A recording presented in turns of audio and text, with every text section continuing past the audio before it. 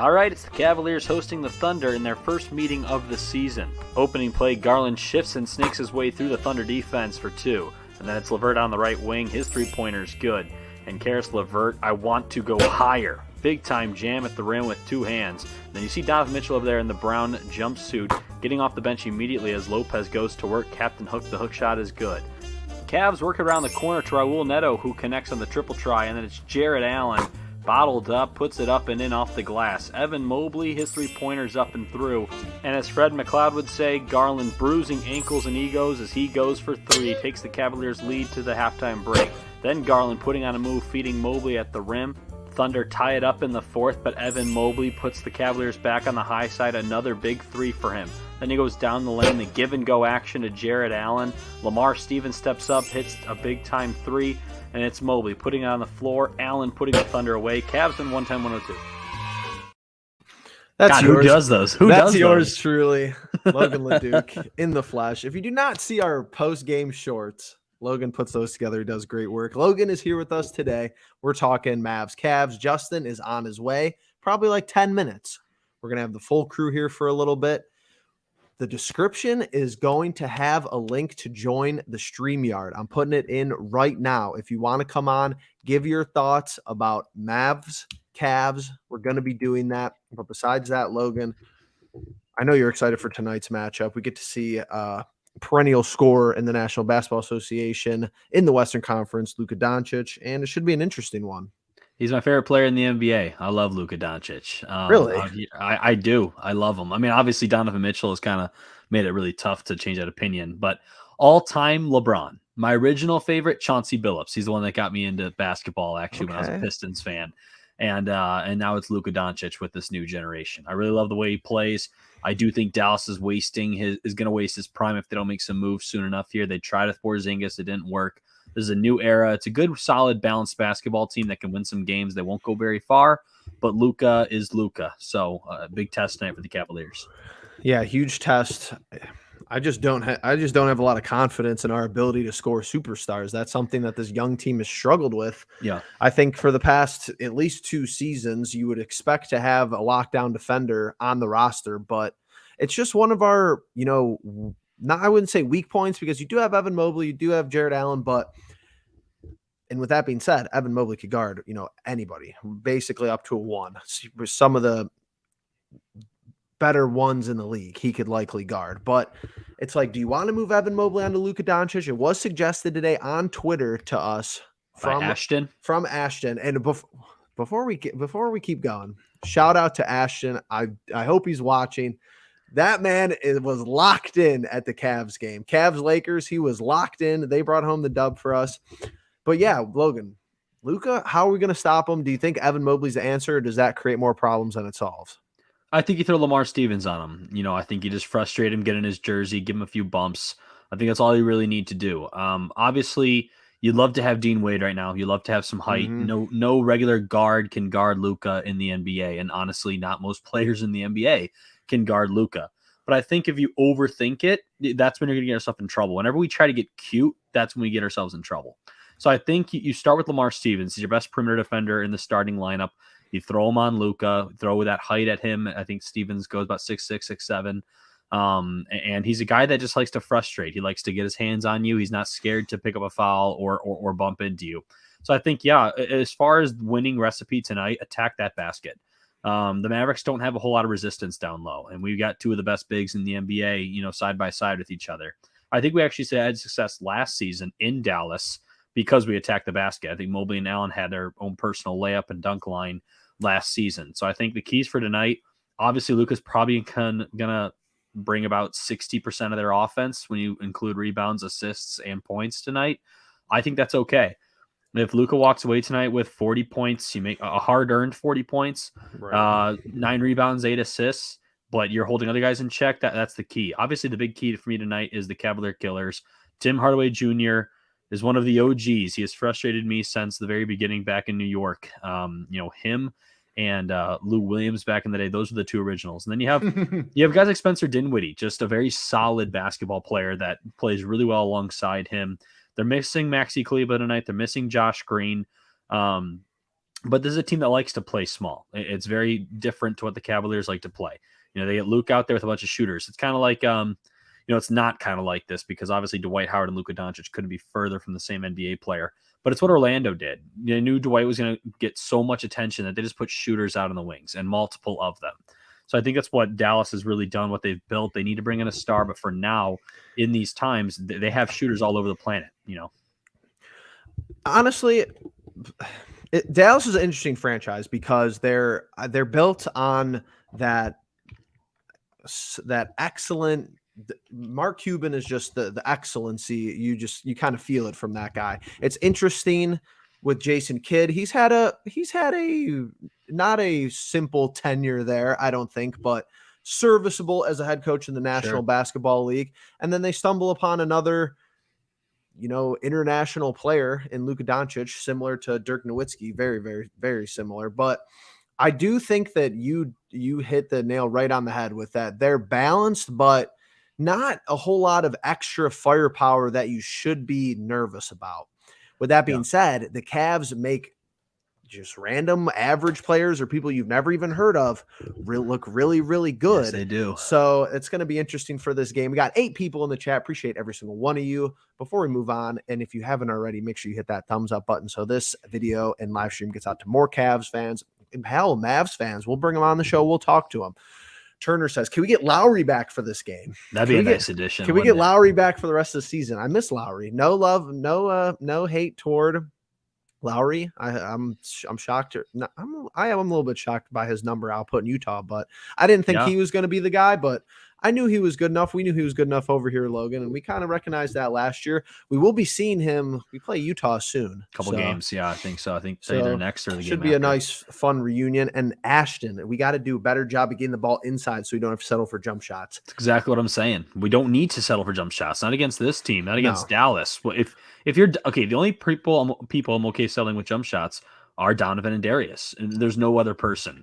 Jetty, I want to check the basket. If it's open, though, if it's in a flow of the offense, we have way too many, and I get it. Youngest team in the NBA. JB's a younger coach. And JB is what we forget about is that JB is the defensive mind. They talk about these coaches. Steve Kerr is kind of like an offensive mind.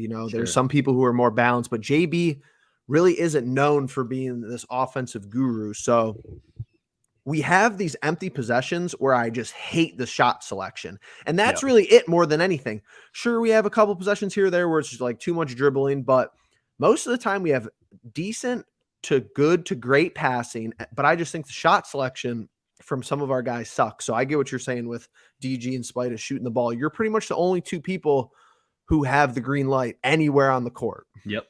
Plain and simple. I mean, obviously, Jetty Osman, he's a spot-up guy. He should never be taking a shot off the dribble. Isaac Okoro, please don't take a shot off the dribble. Lamar Stevens.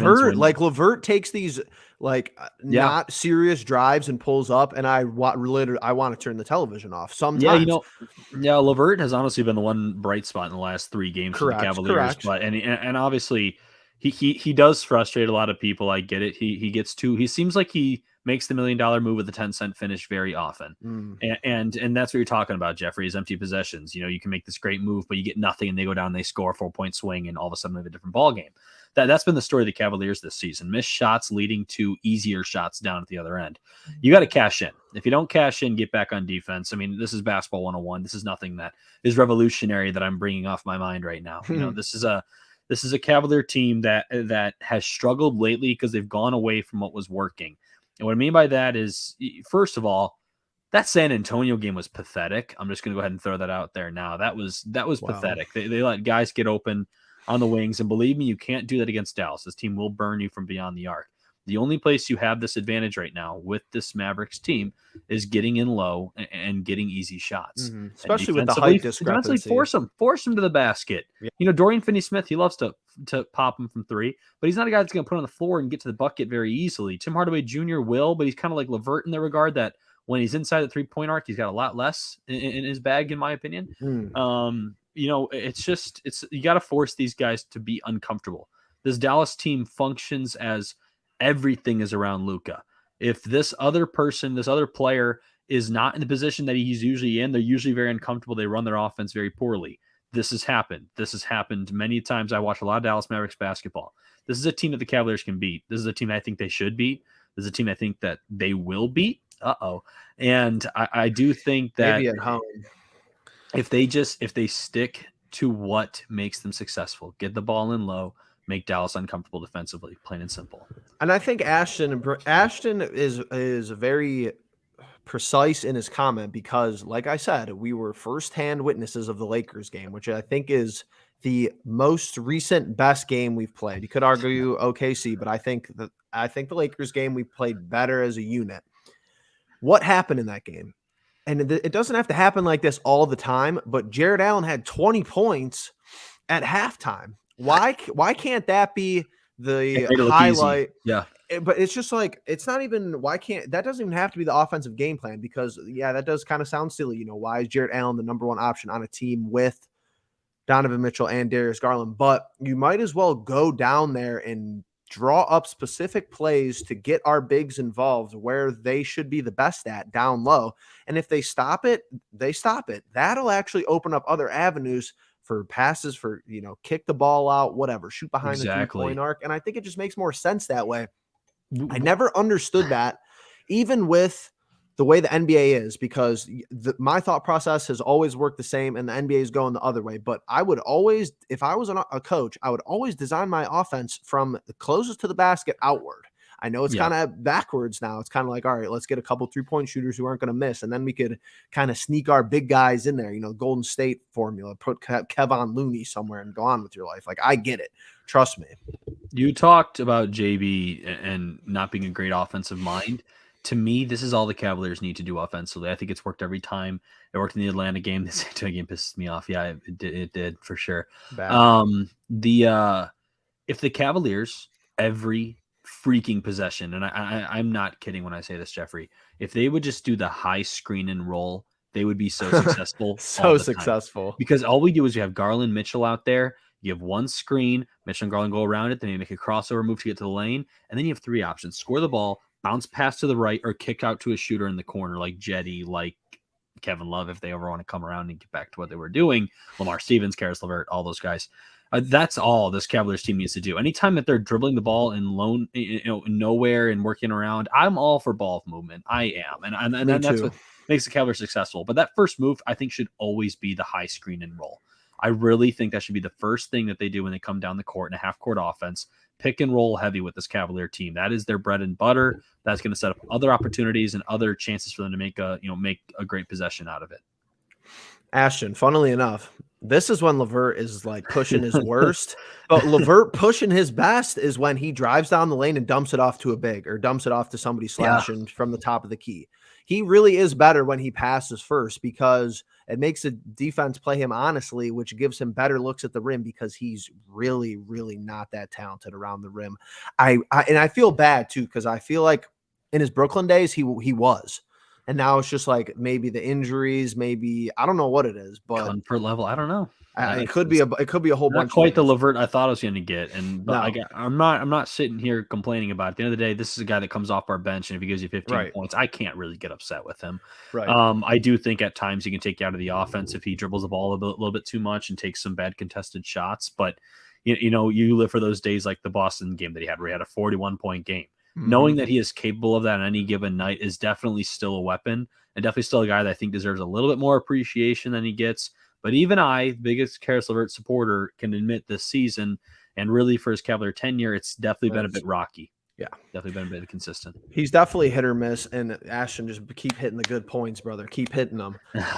When they run the floor, too, is what I would add to this. When our bigs run the floor, we are very difficult to stop in transition because our defense is hitting on one end. You're running the floor and you're getting dunks. You're getting these momentum style plays that we don't talk about enough as fans, as 2-3 guys who have a podcast. We don't talk about the big dunk, the alley-oop. And what's special about our bigs is that they have to be 2 of the better passing bigs in the league, obviously outside of, Nikola Jokic, and maybe they're definitely Giannis is a good passer. There's some good ones out there, but Mobley in his second year, really good passer. He was a good passer last year. Jared Allen, they have enough touch required to figure it out between themselves down below. They like passing it to each other. Yes. Jeremy, what's up? We're doing good. Logan, how are you doing? You doing good? I'm great. Good. Well, Good. these Cavaliers are irking me a little bit lately. But I know. Good. We'll be all right. Justin's gonna come in. He's gonna bring the house down. We got 13 people in here. We appreciate everyone in the chat, in the comments, hitting that like button, being here, even if you're not saying anything. Everybody is appreciated. If you want to have a bigger voice, that first link in the description, it says join the discussion. There's a little microphone emoji. Click that link. It'll bring you into the studio. We'll bring you right on the big screen. And we'll have conversation with you. We've done it before. We've done it with opposing fans. We've done it with people who just turned on Cavs basketball for the first time in their life and want to do something and support another team and have fun with sports and professional athletics. Dr. No in the building. This is going to be the Chetty game. Dr. No, don't you think every game's going to be the Chetty game, though? You're a little biased. You're a little biased. I don't know. I kind of think every day is going to be the Jetty game as well. I mean, he is the X factor, right? So I have to just hope that it's like one of those days he knocks down 4 or 5 triples. And believe me, they're going to need it tonight. I personally think tonight's game is going to belong to Jared Allen. Okay. I really think tonight I could see him going 25 and 15. I really think he can feast in this game. And I know that's an easy answer. Okay, Jared Allen's always going to give you this many points, this many rebounds. I get that. I'm just saying I think this is definitely a really good game though. Yeah, this is the kind of game that I remember like Charlotte last year, that game we had in Charlotte. I think it was like 30 and 21. I could see that tonight. Because I really think there's not much resistance at this rim. Just get downhill, drop off the basketball, let him do it all. And okay, here's the thing. This is going to be my controversial take of the episode because it's not going to be plausible, but here's my thing with Jared Allen. And please tell me if I'm wrong, because I will. I'm pretty sure we hold each other accountable here. I'm pretty sure that I'm correct because it's a small sample size. I will give it that. But so Logan, I'm sure did you watch The Last Dance on Netflix? I did. Yeah. Okay, so if you watch Last Dance on Netflix, I'm going to equate this to, and maybe it was obviously taboo, but who really knows who signed off on it? But Dennis Rodman, they admitted, MJ and all of them, they admitted that they would give him like weekends off. Some weekends, and he would get a plane ticket. You're not going this way. Hold on. They would get him a plane. He would get a plane ticket to Vegas. He would be like partying, doing drugs, gambling for like 48 hours. Sure. Is the assessment, because that's a Dennis Rodman thing. He would come back. Jared Allen thing is, and he would play his best basketball. Every time the man's has been hurt for 7 games or 5 games or 2 weeks or whatever it is, the game he comes back, he is always fire. He is always great. Remember Lakers, him against Atlanta the Lakers last game, year in the play-in game. Charlotte did he? Well, Charlotte, he was the all-star snub. So when he has this like extra motivation, like the Lakers game, he had 20. He could have went for 40 that game. I thought he was going for 40. So Mitchell decided to just say step aside. My thing is, like, if let's say the playoff spots are like locked in, give them like 5 or 6 days off before, if we have hopefully we have a playoff series. Let them play Pokemon, let them play God of War Ragnarok or whatever, and let them come back game 1 and just go off. Is that really what you think he's missing games for? Be honest. No, not missing games, but Mans is like, oh, I don't have to go to my hip is sore. I don't have to go to practice. With that being said, with the video, we talking video games? Yeah, we are. What's going on here? I'm just telling them, give Jared Allen a weekend off, let him catch them all, and come back 20 and 20. Jeffrey, I feel weird being in this corner. We got to fix this. Shoot. There we go. How's it going, fellas? How you guys doing? What's good, Justin? We're doing How good. are you? Glad to be live. Hey, just chilling, just getting back and getting right into it. So what's the been takes, huh? What's been Dr. going No's on? in the house. He said it's a Jetty game, big Jetty game tonight. Dr. No says the Jetty game. Logan saying it's a Jared Allen game. Do you have a gamer tonight? Do you think it's DG? I would probably lean towards one of the bigs, probably Evan. I'd probably say it's Evan's tonight. I feel like man, I'm getting right into it, so it feels like I'm like already at such like a loss, but with how Darius is playing as of late, I think Evan's been able to kind of step up and fill the role of like that kind of second to third guy that you need to be elite and everything with, credit to Karras, who was in the starting lineup and is on I think it's 3 games now of shooting the ball well, taking good shots, and scoring a bunch, and also translating that over into the bench. But for me, I don't really know the Mavericks too much outside of Luka. Let me fill you in. I think Tim Let me Hardaway fill you Jr. in. is Yeah, on there. Tim Hardaway Jr. is the Cavalier killer. They're Western tonight. Conference Tonight teams. they're We missing. don't They're know missing Maxi Kleba and Josh Green. They are 2 guys that come off their bench that usually produce pretty well. Are not playing tonight. Tonight, really, like I was saying before you came on, I think you're on the right track here with Evan Mobley. Justin, is they don't have a whole lot of resistance down low. It's Luka they don't and have guys that Porzingis. complement Luka. Porzingis He's gone. now. He's no longer with They the don't have. Mavericks. They let Jalen Brunson walk too. They made some interesting front office moves the past couple of years because They just slacked. It just seems like they were slacking. They have Dorian Finney-Smith, Dwight Powell, who's a solid young, big that really brings a lot of energy for them. They have Spencer Dinwiddie, who is always consistently solid, and Tim Hardaway Jr. That's their starting 5 tonight. Believe me, there's not a whole lot down low. Cavs got attack. I would lean towards it probably being Evan or Jarrett. Yeah, I mean, it's tough because when I think of Dallas, I feel like they've always been kind of somehow a scrappy team, even back when Dirk was there and it was Jason Kidd, Dirk, and all those old fellas. But they were scrappy still, and they were still playing really good defense. But now, like you said, there's not a lot of, they don't have a lot of protection down low in the paint. And the one thing that I want to, hopefully get to is just, the shot selection from our guards needs to be a lot better just in general. There are possessions where I feel like Darius, he's been on a bad slump as of right now. But Karras, he's kind of turned it around. I don't know, what's going on. It's kind of like they're playing like a reverse role with each other. But, Donovan is Donovan. But I would like for us to just take the easy stuff inside. I don't feel That's like why I said don't overthink it. Yeah, Justin, you and I are always in sync, buddy.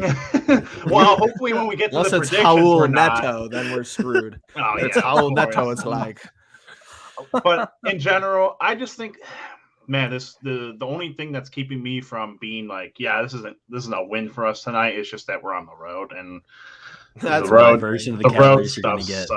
Yeah, the road stuff is bad. Like even San Antonio, bad.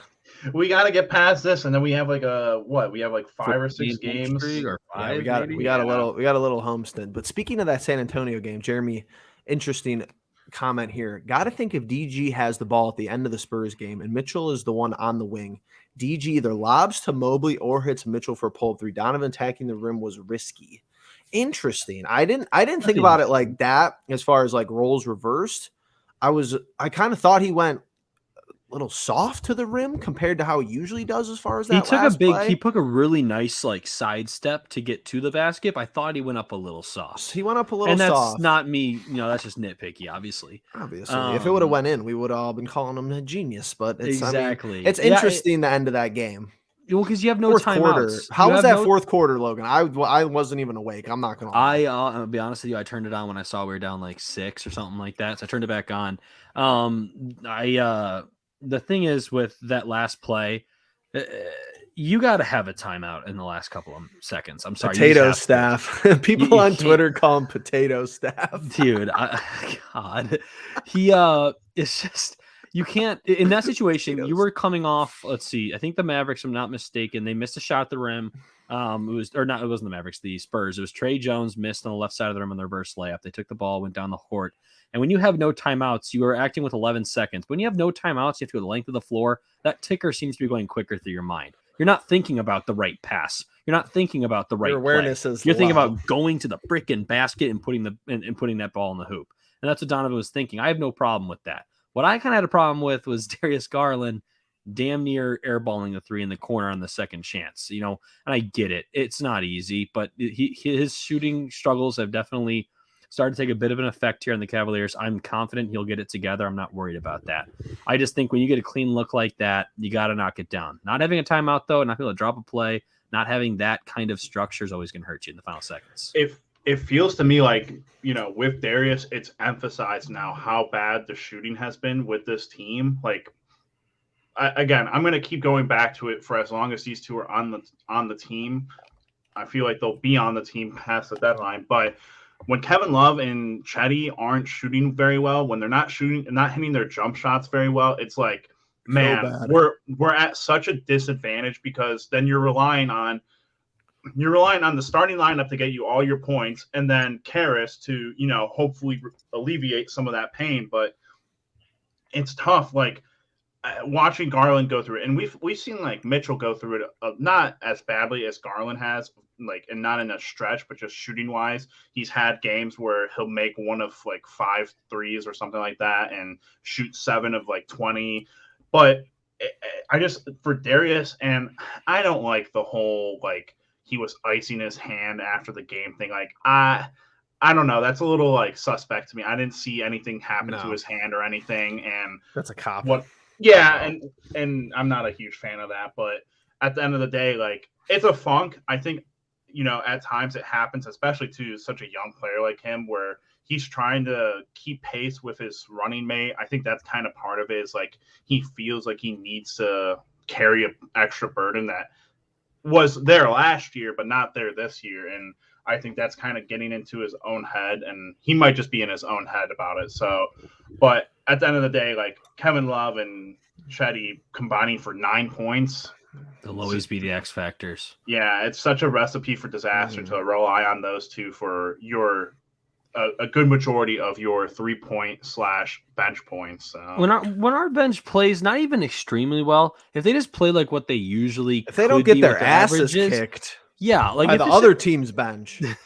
If it's just like their average, we have one of the best best benches in the league when they just reach their normal averages. The problem is they'll have like 30-point outbursts and 8 triples, and then they'll have 2 points on 1 of 9 from deep, or 3 points on that math wouldn't have added up. But my point is, you can't have that. A bench is supposed to be what holds you down, what you can rely on when you need to give the stars a break. And I can't say that the bench has been quite that so far. Maybe Rubio will solve that. He probably will. Interesting. Before we're going to get to predictions, because Logan has to get out of here shortly, but let's just hit some of the comments in the chat. Dr. No, he's not a doctor for no reason. Dallas has the lowest pace in the league. Great tidbit of knowledge there. Sure, let's push the. Yeah, that's because Luka's pounding the basketball. Great point. Let's keep 20 seconds. Let's get him tired out. Let's make him earn his points, like you said, Logan, and then go on with our lives. But he also is in disagreement because he says make anyone but Luka score. Interesting. I understand it. I understand. It's one or the other, though. Sure. Let's not do like Luka has 30 and somebody else has 20, because we're going to lose. Exactly. If that's the case. Interesting. JA, tonight's Jay's night. Jeremy, okay, submitting that bid. Got to be better on the road. Plain and simple. This is just big facts, because I think if we started a 7-game series today and we were not the home seed, I think we would lose. I think we would lose 4-3 because we would lose all 4 road games. Logan, what do you think is up with that, though? Like, what is the transition that's happening there? I'm sorry, one more time. Just like what is the like deal with us being so poor on the road as compared to being at home? I understand like the home crowd gets behind you and you get a avalanche, but like, is that all it is? Are we really not a great team like outside of that? If we played at a neutral zone somehow, if we played in the bubble, would we be bad? Maybe that's a good question. Look at the Golden State Warriors this year.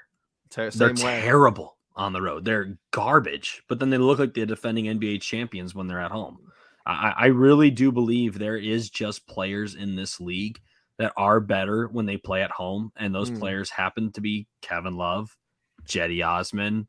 I would dare to throw in Darius Garland.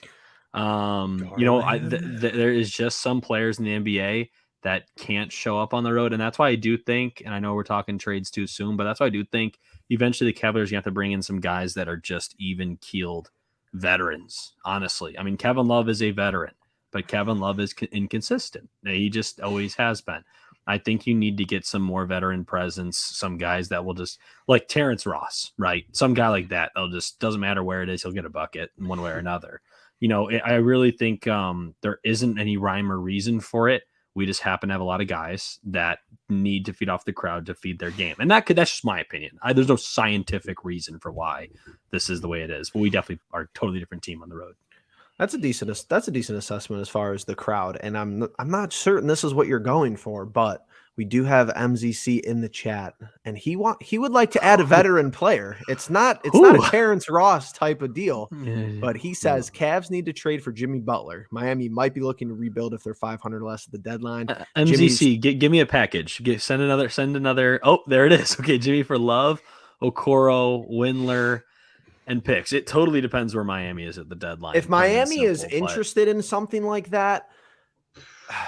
But I can't see them doing what's that. Jimmy's the 3, obviously. He's the starting 3. He's been a 3 for a little bit now. I don't think it makes I think Jimmy Butler is an interesting proposal. If we could, I'll get in the NBA trade machine. We'll try to figure it out. See if Miami, you're gonna have to take a core out and put LeVert in for sure. I was gonna say LeVert is the question mark to me on the roster. I don't think both of them could be on the roster, but I mean they could be, but I don't think it makes a whole lot of sense.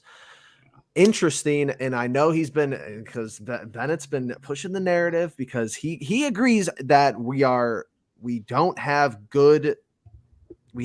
experienced players who are experienced, and we have good players who are good who aren't experienced. We don't have a really good experienced player outside of Donovan Mitchell, who's still pretty young and has only been in, not the highest stakes of playoff series, which is kind of interesting to think about. Does that exclude Jared Allen because he hasn't made it to the playoffs outside of the play-in? Yeah, just like yeah. Was it? He was in a series. He made it with Brooklyn when it was right, D'Angelo Russell. D'Angelo Russell. But like Jimmy's kind of always been the guy on the team, so it would be interesting to be like, okay, you technically have, well, not always, he was with Philly. Ever since he's been in Miami, though, he's pretty much been the guy for the most part. So, I mean, you'd have 3 guys on the team. Obviously, Darius last year, and then you'd have Donovan, then you'd have him, who've kind of all been the primary option for a lot of teams. And I think that's interesting. Definitely. If the Raptors start falling off, I'm literally just spitballing now. OG and Obi make him a Cavalier. I will take him. You love him. A lot. Can I just completely refute the fact that I would not want Jimmy Butler on this team? I know why you won't. I know why you wouldn't. I just feel like his attitude changes the whole dynamic of this team. Like he takes everything so seriously, and credit to him. I think that works in some scenarios, but I just don't think that would work with the guys that we have, the group that we have. I don't know. I feel like it would kind of ruin it. Very much. I do think we are soft though. I think that he would give us an element of non-softness. Was that what you thought I was going to say, or no? I thought you were going to say because he doesn't provide us any. You've always wanted a shooter at the 3, like a 3-point shooter. His space. I thought you were going to say he'd mess up the spacing, but the spacing kind of already sucks anyway. I don't know what it is. I think he'd be fine. If we're just talking about the game overall, his game meshing with everyone else's, I think it'd be fine. I just don't think his mentality is I don't know. He's kind of I'm trying to think of someone. He's kind of like a off-brand Kobe Bryant, where it's he kind of gets in your face and he's tries to a little corny. Yeah, well, no, he just tries to I feel like he tries to put on this act that he's the ultimate hard ass or something, and he's the best guy in the room. I don't know. It didn't work out in Philly because he wasn't, and then he goes to Minnesota. Miami. He was too tough. Yeah, I suppose. I guess he would have been the best player there with Cat, I suppose. But in Miami, it's who's he's got to worry about? Bam and. We already talked about Pokemon. You missed the Pokemon discussion. We already talked about it. I don't know, though. There's going to be big discussions at the trade deadline, I think, for a lot of teams, especially the teams who are already at the top of both sides. And, maybe some teams in the middle, Dallas is going to be okay, we probably need to add somebody. I wouldn't be surprised if Boston goes and gets somebody, because that's just who I think they are as a front office. I feel like if towards the trade deadline, you see a team like the Cavs make a move. My biggest thing is you look at last year's trade deadline. All right, nothing too major happened, but you go and you look at the Celtics, who at the time they were falling off. They were starting to lose a lot of games. They were starting to fall in those standings. They made a very solid trade that makes sense for not just them, but for, I believe it was the Spurs and Derek White. Okay. Yeah. And it made a lot of sense for both teams. One's going into a rebuild. The other is, trying to find a I guess not the missing piece, but a spark plug, or I guess what you could say is the missing piece. And I think the Cavs are kind of in that same position where it's like, we're starting to run on the idea of like, is Karras really going to be the guy? Is Rubio going to fix our problems? Who could we shop together to get? I think Rubio's going to fix a lot of problems. I hope.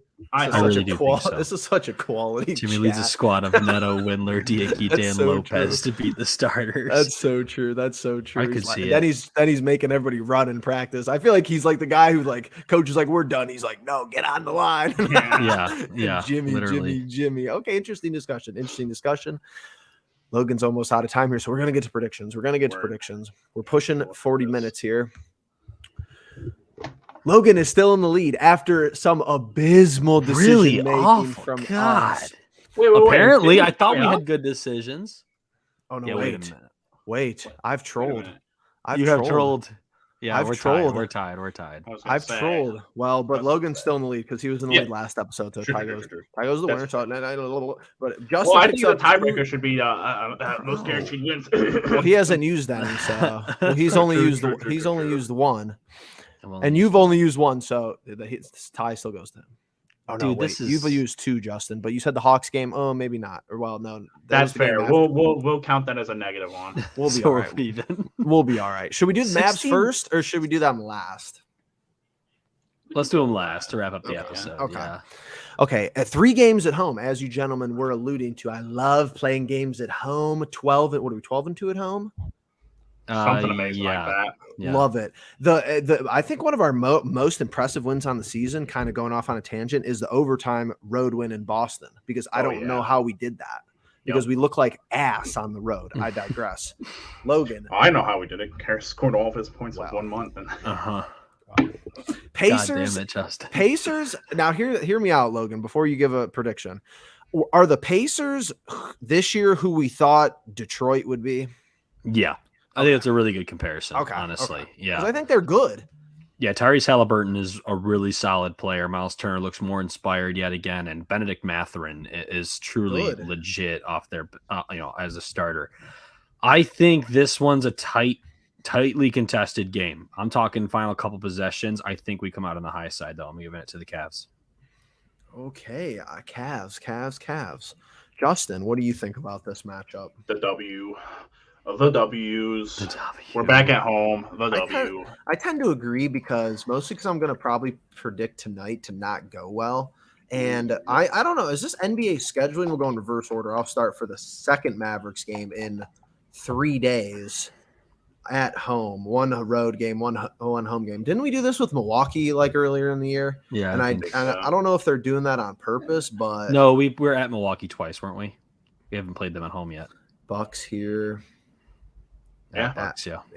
But we played them on the 16th, and then we played them on the I guess the 25th. It's kind of how did we all? I'm sorry, 1 and 3 in that last week. I should have at least only had one wrong. If you're Justin's got the best strategy of everybody. Just pick Cavs every time. Pick Cavs, baby.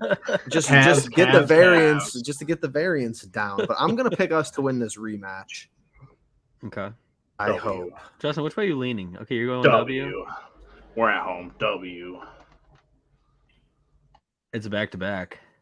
Oh, shit. I just knew I was missing something. Oh, yeah. Still a W. I'm not changing it, but we're probably not winning on the back-to-back. Suck on the back-to-back.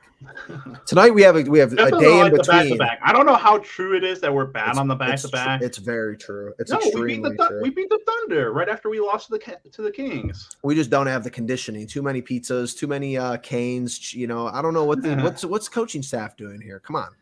We're losing this game. Swensons. Oh, no. Justin, you're going to say Cavs again. W.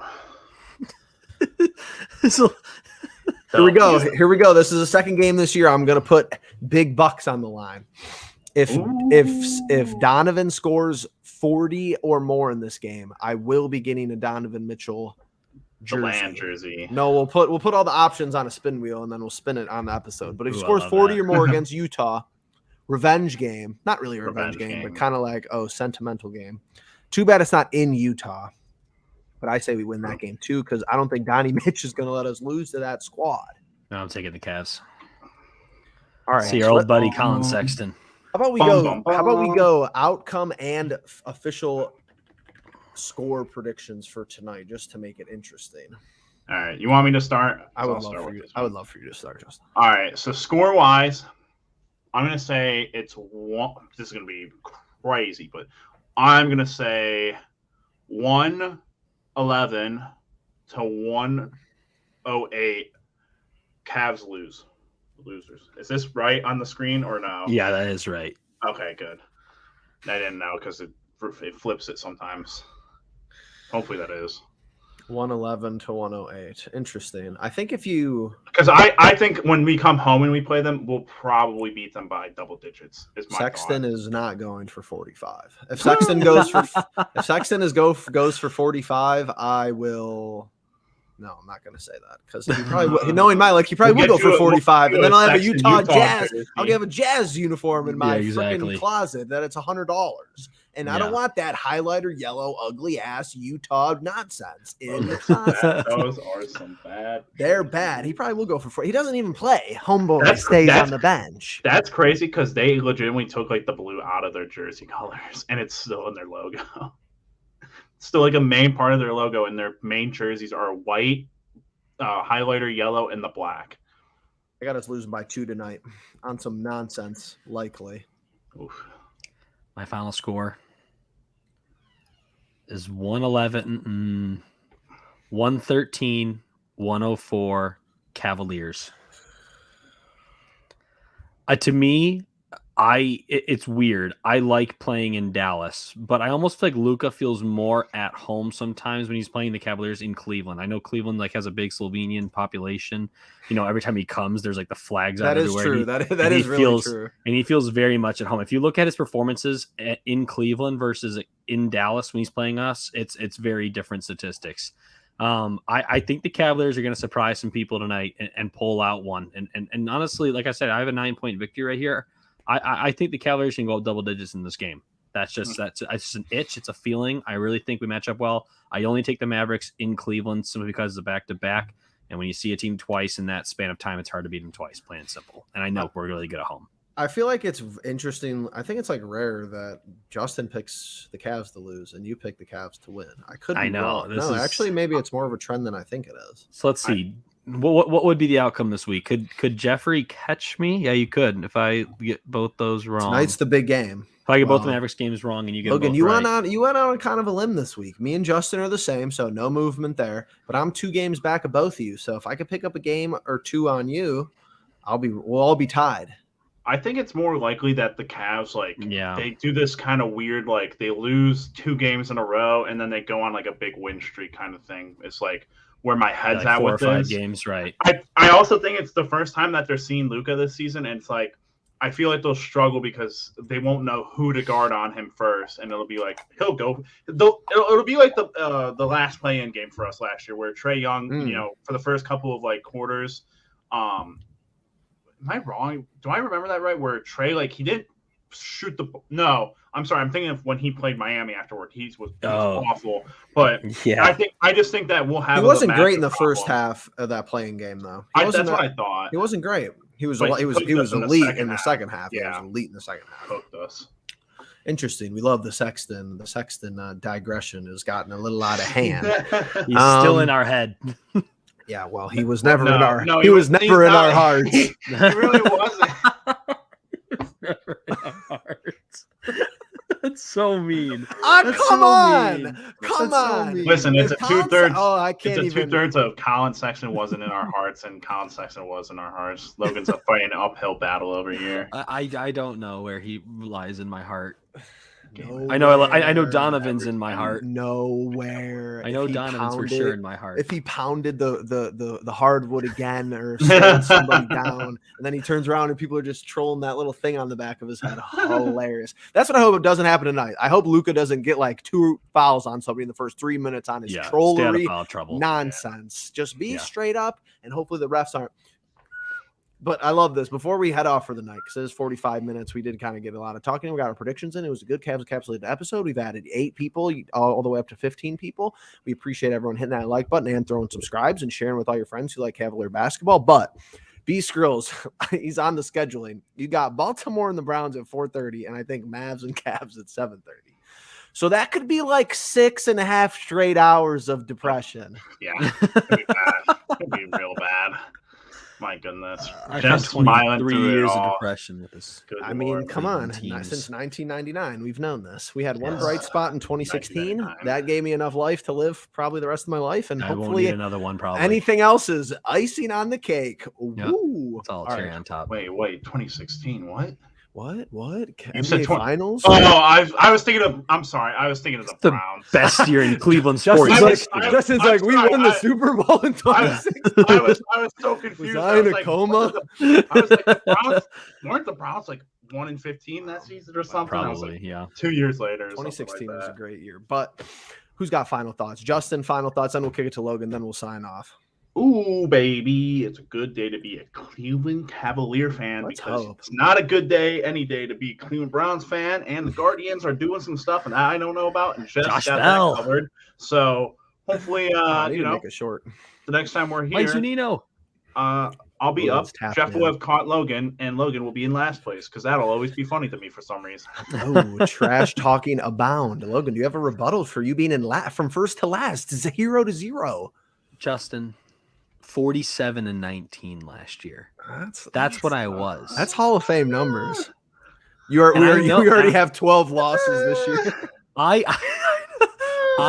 can't do anything about my Cavaliers being inconsistent. You know, I can't do anything about them Right. blowing an Right. 8-point. You're lead not with 4 wrong. minutes They left are against just the- They're wrong. just bad. They're wrong. They're wrong. They should have won. They should have won. And tonight I am taking a risk, but I think that I just have a good feeling about tonight. This I hope feels you're right. like- I hope you're right. I hope we're- Jeffrey, I want you to oh, cut this and put this in the next episode when we lose by 40 tonight. And I be like, could, I have I a could, I good could. feeling. No, honestly, about though, tonight. I kind of feel like this is a sharp Logan pick. We're on the road. We're not very good on the road. Me and Justin go square and kind of say, oh, Dallas is going to beat Yeah. us. And you Typically, when kinda- Jeff and I agree, it's Yeah. not really a good That's so recipe true. for anything. When you and I agree, Justin. Hey, we it's agreed. totally We different. agreed almost 2 years ago to start this YouTube channel. That was a good There idea. you go, right. boys. That There was you a go, good boys. idea. We're coming up on 3 years.